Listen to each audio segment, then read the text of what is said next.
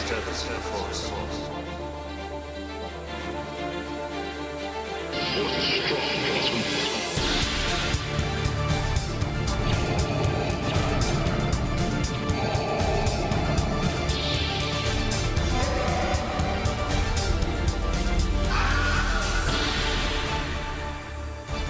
Great disturbance to the Force. Hello and welcome to episode 3 of the Jedi Sith Symposium. I'm your moderator and host, Jay Sandlin.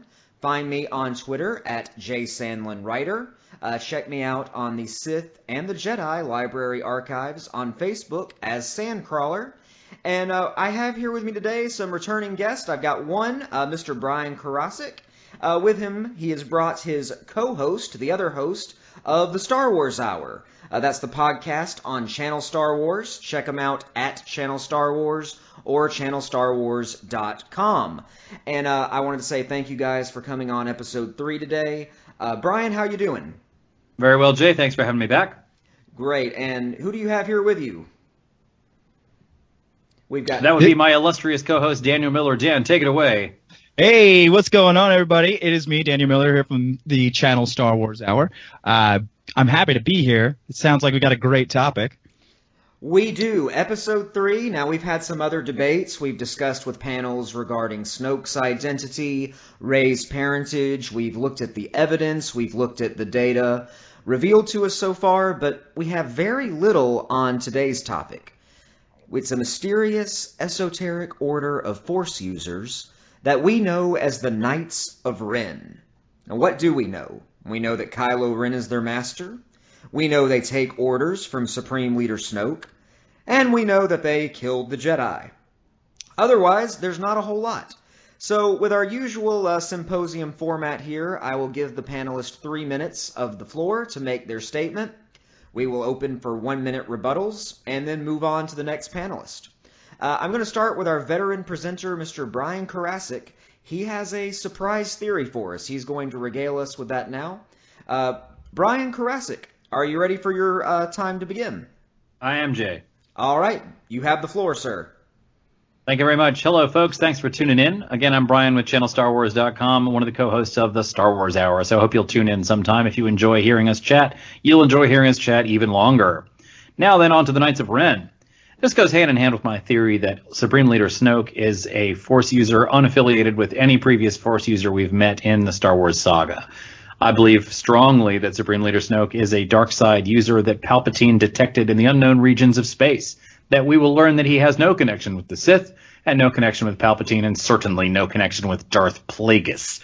Now that said, the Knights of Ren, the steampunk samurai of Rey's Force vision, they appear to be dark side users unconnected with any tradition that we're familiar with. And we have some experience of this in the existing saga, both legendary and canonical. In the Dathomiri Knight sisters, the Dathomiri Knight brothers, and also the Acolytes of the Dark Side that we see in some of the comic books from previous canon.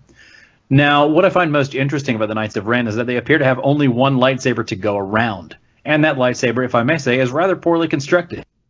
I say that only from the Force Awakens visual source book, which specifically specifies that Kylo Ren's lightsaber has a jaggedy, crackly blade due to a cracked crystal being the source of power. So, it's my opinion and my supposition that the Knights of Ren basically share that lightsaber. That the supreme member of them is the one who gets it. There's probably some sort of combat-related method or trial by combat to establish who is the leader. Granted, Kylo Ren is certainly one of the more powerful dark side users we've seen overall, and in all likelihood that's why he's got the saber. But why do they only have one? Well, in the most recent episode of the new Vader comic book series, we learn that, as Vader says, the lightsaber of a Sith is not given, it is taken. And by the time we reach Force Awakens, it's been 30 years since a Jedi was extant in the galaxy. And we see also in previous Star Wars comics that lightsabers go bad. They need maintenance. Apparently they need a Force user. We meet Gracchus the Hutt, who has dozens of lightsabers, and we learn those lightsabers have been gradually dying out and going bad. So with no Jedi to find the kyber crystals with which they can make their lightsabers, there would appear to be very few lightsabers in the galaxy available to take the crystal from. So if a Sith, and by that derivation any dark side user, must obtain a crystal from another user and then focus their hatred and anger onto it using the dark side, cause it to glow red, bleed in the crystal, as we say, there's no Jedi out there. There's no lightsabers out there. That one cracked crystal is probably the only one that Kylo Ren could lay his hands on in the entire galaxy. No wonder he's so interested in getting that lightsaber from Rey. He sees it, his eyes light up. That lightsaber belongs to me. Because he really wants to make another saber. Until he does, there's only going to be one lightsaber for the Knights of Ren. So that's my theory, is that the Knights of Ren have only one lightsaber because there are, quite frankly, no Jedi from which to steal them anymore by the time we see Force Awakens. So that's pretty much the sum of it, that the Knights of Ren are unrelated to the Sith, and that they have the one lightsaber because they have run out of crystals to steal from other Force users.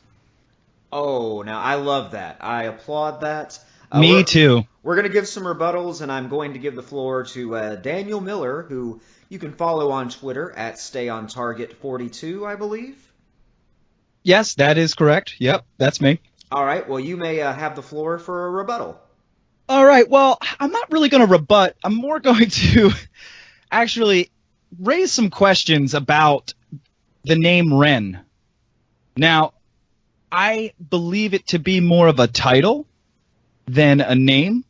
I think Ren could also be translated into something different. I don't know what, but when you listen to the only time you ever hear Kylo not be called Kylo is when General Hux says, "Be careful, Ren." Now, was he calling him by name, or was he calling him by what he was? A Knight of Ren. Now, and also the name, Knights of Ren. Are these, if Karasic's theory is to be believed, that this lightsaber is passed around and only one person, the most powerful, gets to obtain it, is he endowed with the name Ren? Kylo Ren is like he's the leader of this group. I really want to know what Ren means. I want to know what it stands for. I don't think it's just his name. I really think it's a title, and I also think it could be something translated that has to deal with the dark side. I totally agree with that. And to piggyback off what Brian was saying, if they are another order of dark side Force users from the unknown regions, then Ren could be their order. Could be Thrawn's language translated to Sith. Oh gosh, who knows? You would need a galactic polyglot for that one. And that's what I'm thinking. You know, I think it's just another name. You heard Maz Kanata say, "I have seen it come in many forms, as the Empire, as the Sith. Now you have the First Order. Now you have the Knights of." She never said this, but now you have the Knights of Ren that are in collusion with the First Order. They certainly are. They take. I don't know if you would say they command the First Order, if the First Order commands them. It's all Snoke at the end of the day. Right. Yeah, and I agree with you. Also, the lightsabers. Now, in the Darth Vader comic that was just recently released, there is a scene in that, spoiler alert, just one cut scene where we see, I'm talking handfuls of lightsabers being tossed into some furnace and being completely obliterated. And Vader is meant to go out and hunt his own crystal down, which already will be a trying feat because all of these lightsabers that were so readily available are now just being tossed into a furnace. Daniel, I had a question about that. Is it explained in the comic book why Vader just doesn't use his old lightsaber? I mean, he had access to it, didn't he? No. If you don't recall, Episode 3, Obi-Wan takes it from him. Oh, you're right. You're right. This is your father's lightsaber. Of course. All right. Well, that explains it. Yeah. Why don't you look down the barrel before turning it on? Foolish question. Rookie mistake. But I do have to respond to what you said, Brian, about the lightsaber. Now, we know that Kylo's hilt is of ancient make. We saw that the triple blade crossguard was in use by ancient Jedi at the Scourge of Malachor. I do remember reading in some official material, I'll have to go look for it later, that he did make it himself. It wasn't ancient. They were specifying that he had made it recently, even though it was Ancient based plans. on ancient plans, which may have come from the unknown regions. I really take issue with that. There's no innovation at all in the Star Wars galaxy. We've had the same lightsabers for 30,000 years, and then as soon as we see a new model, turns out it's just an old model that somebody rebuilt. Right, Well, yeah, and I agree with that. I guess there is nothing new under the twin suns. So here's a question about the crystal, the cracked crystal. Is it easier or more difficult to pour your hatred and turn that crystal red and make it bleed? That's a good question. And Well, the visual dictionary was written prior to that canonical explanation of red lightsabers, so it may not have come up. Do you think we'll get? I'm just going off, but I mean, will we get the story behind Kylo and how he obtained that crystal, and if he actually did Snoke turn it red for him, or do you have to turn your own crystal red? I feel like you should want to turn it red yourself. You know, it's like I wouldn't. But if you're Kylo battling the light side, that must be difficult for you to do. See, I believe the crystal is cracked because Kylo poured his own darkness into it and basically cracked it that way. Or maybe it was confused because he was fighting the light side and it split. Yeah, maybe so, because he's tired of being torn apart. Mm-hmm. By the way, Jay, Daniel and I have been doing this for a while. You may have to moderate us a little more firmly to keep us to Actually, your no, point. I'm loving this. With two people, it's a little easier. But I will say that on this YouTube channel, if you have not read the Darth Vader comic we've been discussing, I have reviewed it. Go through the videos. You can find my review of Darth Vader issue 1. This one that we're talking about right here. And we're also going to be discussing in episode 4 the origins of Luke's green lightsaber crystal. We'll have Luke and Mara, the role players, back on for that one. They have some ideas about that. Why don't we go to Mr. Daniel Miller here, and let's switch to Kenobi from Palpatine. You have a very interesting theory to present about the origins of the Knights of Ren from the books, I believe. Right. So Chuck Wendig wrote the trilogy, the Aftermath series trilogy, and in little bits we were gathering that there was this cult of dark side worshippers, I guess you could say. And now at first they seemed to be, what were they, the acolytes or the disciples? I forget. I don't have it in front of me. I can't remember exactly what they were called. The acolytes of the disciples of the priesthood of the dark side. Exactly. That sounds perfectly convoluted and good for Star Wars. So, so we have this group that we get little bits from in the books. You just hear about they're just raising hell all over the galaxy. But in the last book, we got a little more, and what we got was a lightsaber. And not only that, we got that there were very few, and only ones strong in the dark side were able to wield them. So I'm just saying that I believe that in some shape or form, this lumpy mold of dark side clay ended up being slowly sharpened into what we know now as the Knights of Ren. Oh, and I'm still really curious as to what Ren means. I really think it means something. I'm sticking by that, and that's the one thing that has been bothering me since learning about these Knights of Ren, is that name, Ren. Well, Karasik, do you have a response to that about the origins of the Knights? I don't have anything to rebut because I agree with Daniel, and not for the first time, but I will speak a little bit to what he was talking about, why Hux refers to Kylo as Ren.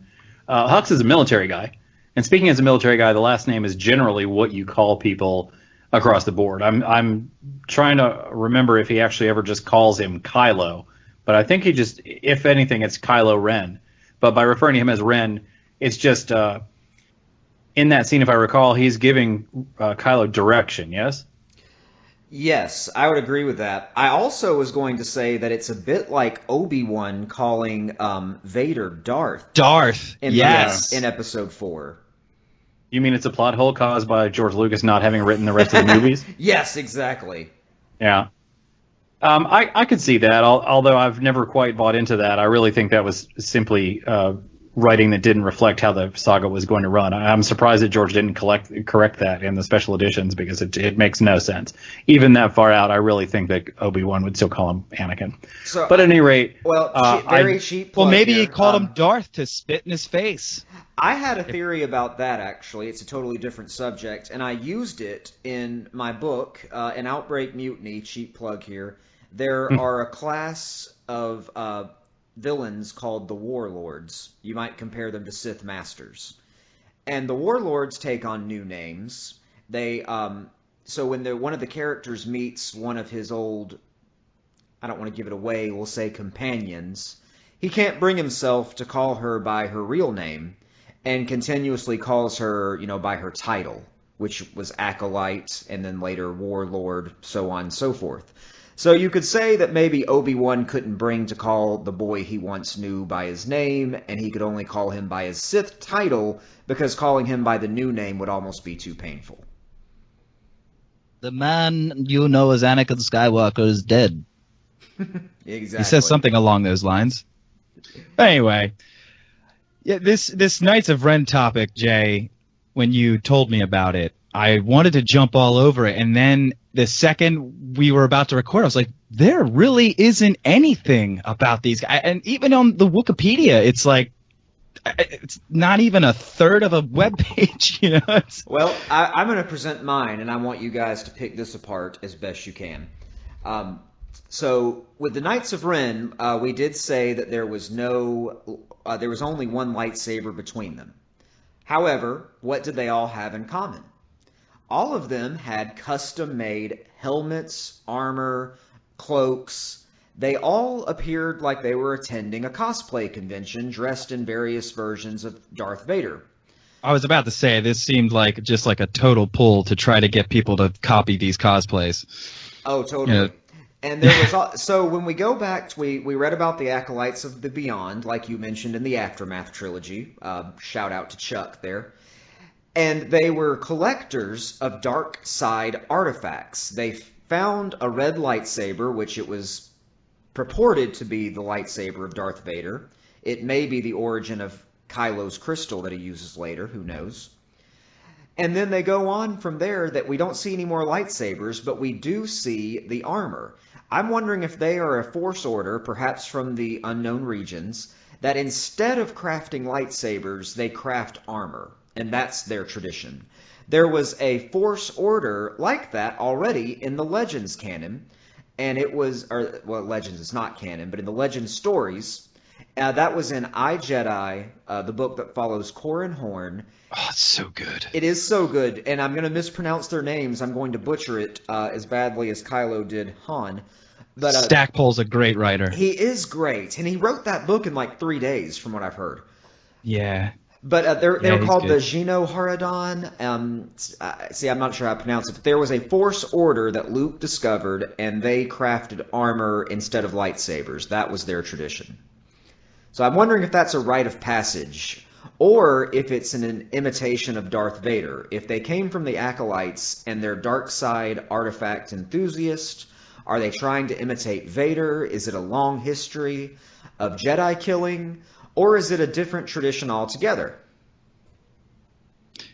Yeah, when I'm looking at them right now, there's a picture on the Wikipedia, Knights of Ren concept art. I don't think this is what you're getting in the movie, but when I'm looking at that, it's some really custom stuff. Like this, not one of them has the same piece of armor. Like, they all are different, everyone. And then you've got some guy with, like, this giant sword that looks like they pulled it out of the Bleach anime. Another guy's got a pike. One dude looks like he's got a gun. Each one of them is special in their own way. So maybe it's something that it's individual, like they have to craft and make something that's a part of themselves. I don't know. I really, they're so wrapped up in mystery right now, and they did such a great job at presenting these Knights of Ren to you without giving you anything besides what they look like, barely. Exactly. Are we even sure that there still are Knights of Ren? I would say yes, because Snoke did still refer to Kylo as even you, the master of the Knights of Ren, have never faced such a test. Right. Okay, I misremembered that line. I thought he had said greatest. Yeah, he did say that. It says, even you, master of the Knights of Ren. And see, that's where, again, the name Ren comes from. He uses the Knights of Ren, it's not the Knights of Kylo Ren.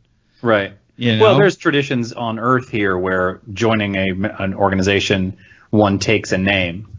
I can't think of any that aren't cults or white supremacists, so I'm not going to list them right now, but there are several religious and or philosophical orders wherein joining them, you take a name indicative of that. So Ren could certainly be a surname that is adopted by members of the order. That was what I was thinking. I thought that was what happens when you maybe earn your stripes. And I think Sikhs do that. S-I-K-H. It's an Asian religion. I think they take the name someone, and then that's not a cult. It's a legitimate religion and a perfectly respectable one. They're all armed. But at any rate, definitely. And they're right now, Brian. I'm seeing, and Jay, there is 6 of them. With Kylo, it's 7. On screen in the vision, there are 7 of them. So, are all of them Force sensitive? They would have to be, wouldn't they? I mean, that's got to be on the application. I mean, who knows? We are operating under the assumption that they are another Force order, mainly because they were able to kill the Jedi. And how weak were the Jedi to get taken out by all those guys? Well, at that time, I think it's a safe assumption that when they took out all the Jedi consisted of, Luke's students. Right. But had Luke it's not exactly an Order 66 level genocide. Sure, but had Luke been training? He had been training them since Endor, presumably, or not long after. Maybe. I mean, he didn't exactly have a deep shelf to pull from after Endor. Like, he probably still had to travel the galaxy to find some. I just pure wild guess. It's got to take him a couple years at least to get more than 2 or 3. There's been no Force sensitive people in the galaxy, at least none documented, for decades. Well, they did have documentation. They had the holocron from the Clone Wars, so it depends on if they had access to that or not. I think Palpatine would have. I think Palpatine would have seen that was hidden away.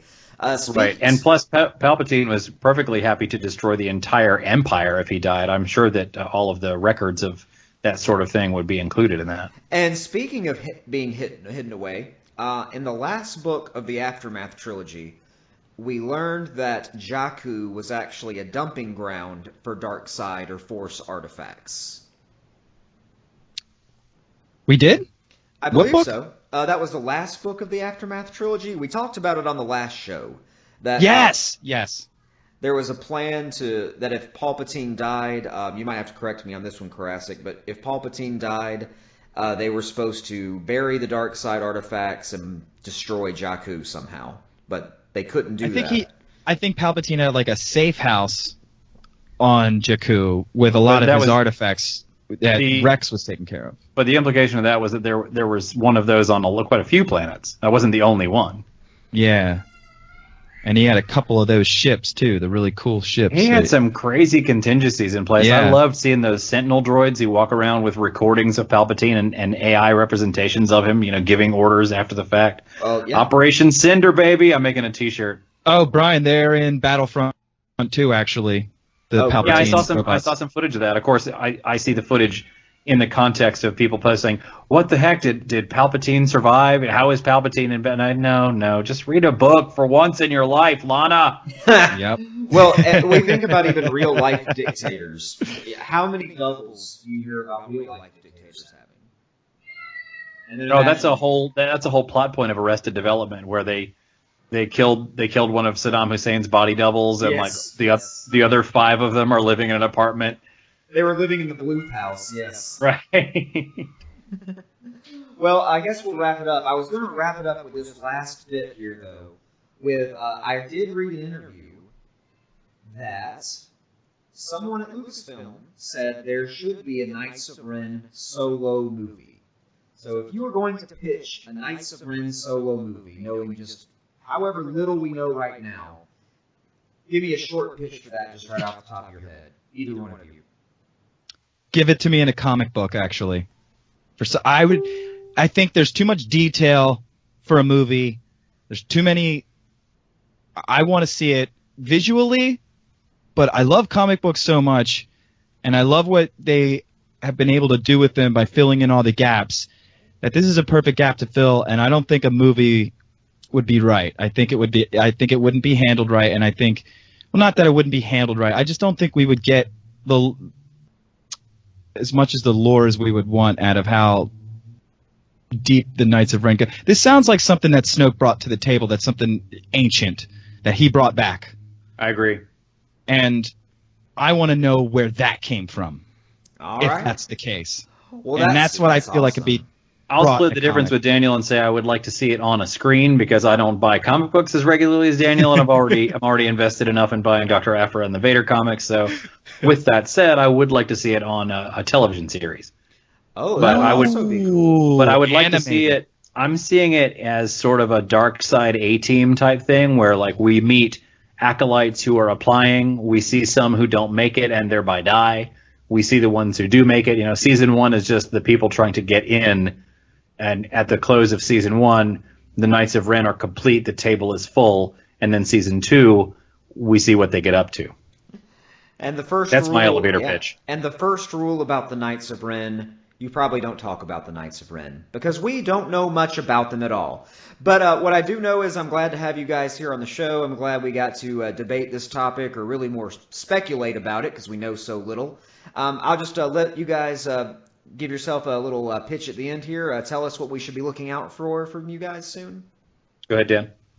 Well, you can check us out on the channel Star Wars Hour. You can find us on iTunes or SoundCloud, channelstarwars.com, on Facebook, Twitter. We are at Channel Star Wars. And we have a YouTube, but it's not very active right now. But there is some stuff on there. Go ahead, check that out too, please. It's all developing and all awesome. We're doing our best to bring everyone the best Star Wars content and a lot of fan-based content. And with upcoming episodes, we have just posted an interview with the Outer Rim Coalition, a collection of lightsaber makers that forward lightsaber combat as a recreation, as a sport, as a tradition. They make lightsabers. They train lightsaber duelists. They do quite a bit. I hope you guys will tune into the Star Wars Hour. We're on SoundCloud and iTunes. Upcoming episodes, we have an interview with Dude Vader, who is an amazing steampunk Darth Vader cosplayer out of California, who just does outstanding work with charity and just it's an amazing outreach. I can't even do it justice. He actually he just threw his application in to be one of the Knights of Ren. Beautiful. And in the future, we've actually just got confirmation. We're going to be interviewing John Jackson Miller, the author of A New Dawn in canon and the author of the Kenobi Legends novel.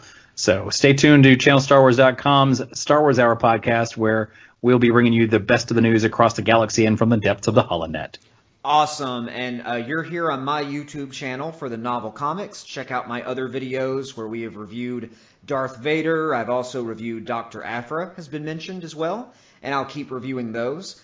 You should be able to see my latest interview was non-Star Wars related. I went to the dark side and talked to veteran Star Trek, sci-fi, and many other projects, Mr. Tony Todd.